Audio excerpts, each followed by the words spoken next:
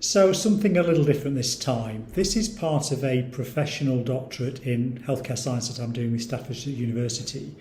And as part of the dissemination module, I need to do a little bit on getting the evidence out there, trying to disseminate the findings of research. So apologies you see my face for a change.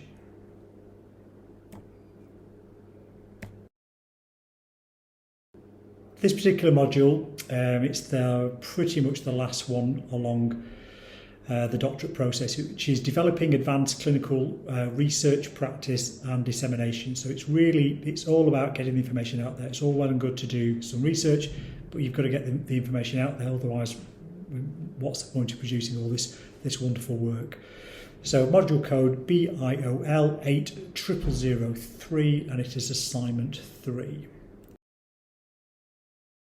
And there are 5 learning outcomes that I need to do. So I'm sorry that my little ugly mug is at the bottom right of your screen as you look at it, but we'll go through those in turn. Obviously injection therapy is my thing, so I'm just, I love that slide. It just makes me smile every time I see it. So my area of practice and therefore my area of research is using injection therapy to help the patient that comes in with a creaky big toe. So in fact, I've literally just done 2 this morning. I'm in clinic now, as you can tell. So I've just done a couple of injections. Where's my little marker? So I've just done 2 injections into the first metatarsophalangeal joint, which is my area of study. So while I'm waiting for my lady to recover after the injection, she's just having 5 minutes to sit down, I'm just going to record this video for about the 4th time, because every time I start recording somebody comes in. So let's see if the phone goes or the door goes. So what can we inject in terms of corticosteroids? So we can inject joints, which is my particular thing. So my area of interest and focus is the first metatarsophalangeal joint. We can inject soft tissues.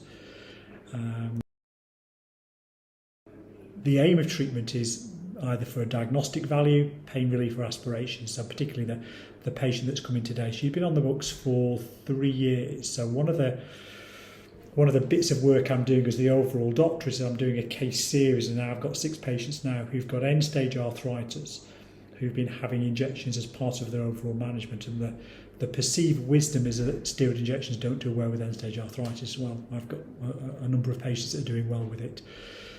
And therapeutically, is it a definitive treatment? Not often really for the first metatarsophalangeal joint, but it will provide some pain-free window, perhaps for some other therapy, or for this particular lady to provide episodic pain and symptom relief. So when I initially inject a patient, it will be, does it take away the pain? There's that diagnostic part to the injection, but then it's a therapeutic treatment. So for her, she's 0.3. So just to throw in, for the purposes of who will see this and mark the assignment, just to give you an idea what I'm doing research wise. And the general algorithm of treatment would be, for injection therapy particularly, would be to have some form of conservative options. So let's go from where you're going from left to right. So to go from conservative to injections to surgery. Now this particular lady, what I've just injected, so she's having these episodic injections of steroid in the middle, so that's keeping her comfortable. She's had some form of, slides the wrong way around, she's had some conservative therapy, she's having injection therapy, and that's kept her comfortable for 3 years. Now she knows full well she's probably going to go on to have something surgical, but she's in no particular rush to go down the surgical route. Foot-wise, the big 3 that I inject, hallux limitus, which is my area of study, plantar fasciitis or Morton's neuroma in terms of soft tissue problems. So hallux limitus would be the particular area of interest. So for this particular assignment, which is all about dissemination, paper that I published at the end of last year, which is Palpation-Guided injection for the first metatarsophalangeal joint. So what I did was, as part of my overall doctorate, I looked at what other people had written, and I had 18 different publications for how to inject the joint, and so I put them all together for a best practice technique. So that was published in SN Comprehensive Medicine at the end of last year, and it's out there, so it's there now in the lexicon. But going through this particular module, then it sort of made me aware that you can't just sit on your laurels and go, okay, I've produced a piece of paper and get it out there. We need to do a better job of making people aware of the research, otherwise what's the point? Look at the learning outcomes of this module. So to demonstrate knowledge and understanding of advanced clinical practice in a healthcare science discipline, which includes a perspective on multi-directional and interdisciplinary working. So that paper is an example. So that paper's out there. It's not just within a foot journal, it's within a general medicine science journal. So it's out there now, appealing to a wider audience, I hope. I researched various databases to get the information on what had been done out there, and as part of my overall doctorate work, and that forms part of a scoping review that I hope to publish at some point, ideally 2021, is where I found the different papers that had been put out there, and book chapters, and found 18 different sources for how to inject a big toe, all fairly similar, some a couple of lines, some a page and a half. And what I hope I've done is I've added and made, dare I say it, yeah, well, it's the best reference that I've found out there, he says. No false modesty. I also, as part of that paper, did a second search on injection safety. So the kind of the secondary goal of that paper was to help novice injectors. So it's a very much it's a go to woe how to inject a big toe. So the abstract, so I'll just going to include a couple of slides from the abstract. I talk about use of injection therapy, used particularly in diarthrosia, which is synovial joints, and how we use injectable glucocorticoids to treat a range of pathology. Hallux limitis, hallux rigidus would be the big one. So there's a second slide, and that was a secondary aim of my work, was to look at promoting safer use of injectable medicines. And I based the safety side of the document based on some MPSA, which is the National Patient Safety Agency. Now they did some excellent for an injection nerd like me, injection documents back in 2007, and really were the best I've seen in terms of injection safety. So I used those documents and based the technique on first MTPJ injections on those MPSA templates. And there she be. So that's the MPSA, sadly no longer with us as an agency. It's kind of within the NHS, it's kind of been and gone, but those documents are up there and they're still available. I only became aware of them really through the literature search of the doctorate, so unless you're looking for them, you wouldn't find them. So that hopefully has met learning objective 1, learning outcome 1 for this particular which is to analyse your research and plan the application to practice, and to evaluate the impact and outcomes using tools. So let's take the second point first. To evaluate, to analyse the research. So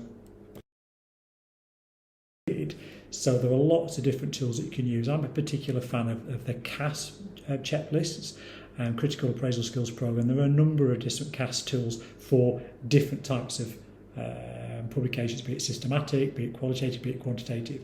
So when I put my piece of work together, I actually use the CASP tool to actually check, has what I've written, is that any good? Because I know when I publish things and I do some reviews, I'm a reviewer for 2 or 3 other journals, I go through those papers and just go, yep, no, needs more work, etc.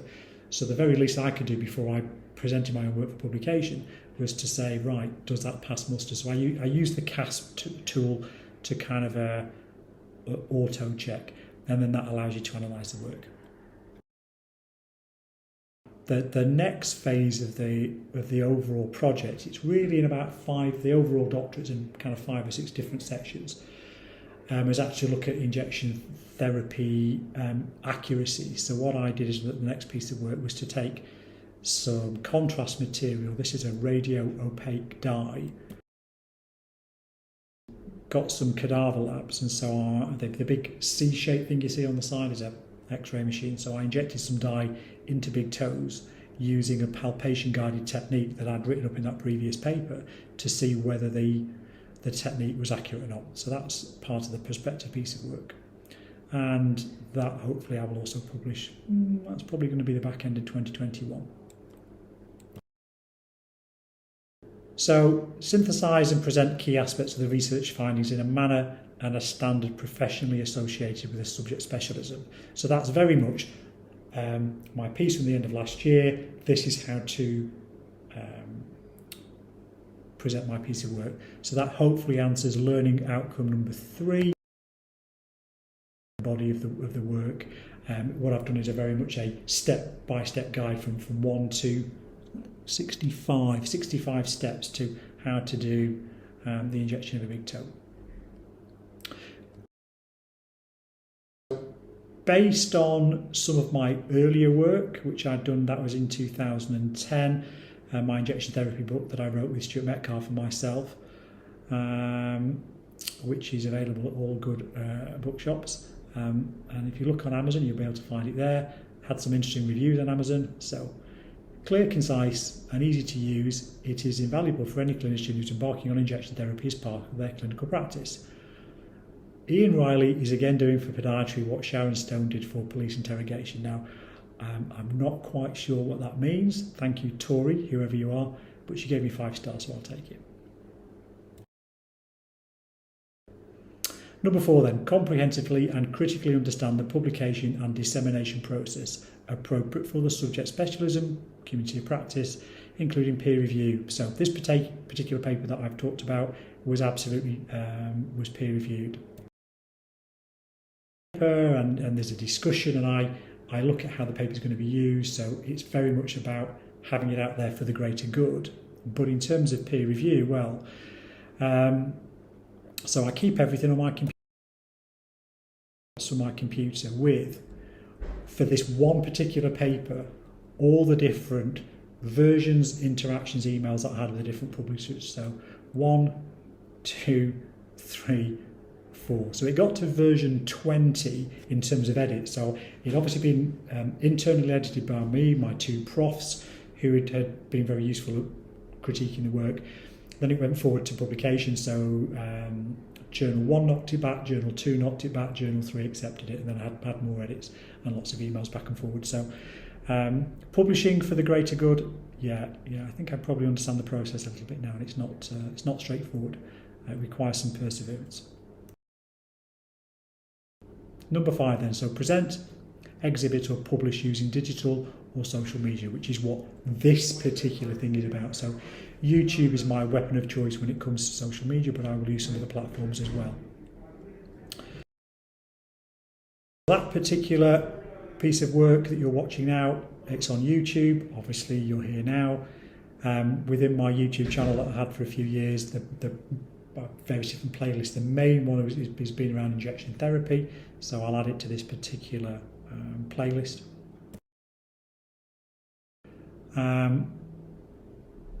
Corticosteroids for first MTP joints. So this was actually one of my first videos I put up back in, excuse my eyes, October 3rd, 2017. This is from Stuart and I's book that we did in 2010. So I've taken some of my injection therapy videos and put them up, and then I've obviously built on that over the years. So at the time of writing, 49 thumbs up, hurrah, and 3 not. Who's not to like that? So I think YouTube needs to give me the email addresses of all the people that didn't like it, but okay, I'll get over it. But YouTube is one of many. So this is from the publication itself. This is from SN Comprehensive Clinical Medicine. So the article itself obviously has a web presence, so people can find it on a literature search, and it's on via PubMed, and all good research and search strategy tools will find it, he says. But I've also put it on Instagram. I'm a bit of a grammar. You'll also find it on my Orchid site. You'll also find it on my business Facebook. And so it's really out there. And so this is interesting. So this was coming really from part of the work that I've been doing on the module in terms of looking at how you get the information out. So while I've been publishing for a little while, this particular module, thank you, Dr. Priestman, really good module just to make me think about better ways to get the information out. So I'm going to try going forward and do a better job with graphics, information graphics particularly. So that's a little one I put together while I had half an hour last week. So words and pictures, and then that's linked into the article. So I think that's kind of cute. So I'll do a better job of those going forward, and then link it into where the research is. And from the talk part of this particular module, when you're looking at infographics, it's teaching me to identify the goal of the infographic, which is really to say, hey, this piece of work's out there, go and find it, I think it's pretty good. Collect the data. That's a very simple infographic, but generally is quite easy because if you've got the information ready to publish, you've got all the words and pictures that you need. Think about how you visualize it. This is just a simple one. I'll do some bigger ones going forward. Think about layout and thinking about adding some style. So that's a fairly simple one. Excuse me. So I've started to do some bigger infographics for the next bits of publication that we'll put out in hopefully 2020. So we should have, so we'll have a case series, we'll have a scoping review, and we'll have the prospective cadaver work. So there's at least 3 bits of information that will be hopefully new to the lexicon of science coming out next year. And I'll really think more about how I get that information out there. So, thank you for watching. Where are we? 15.5 minutes. So, normally at the end of a presentation I say, are there any questions? Feedback, comments, questions down below, and I'll do my best to answer them. Thanks for watching, guys.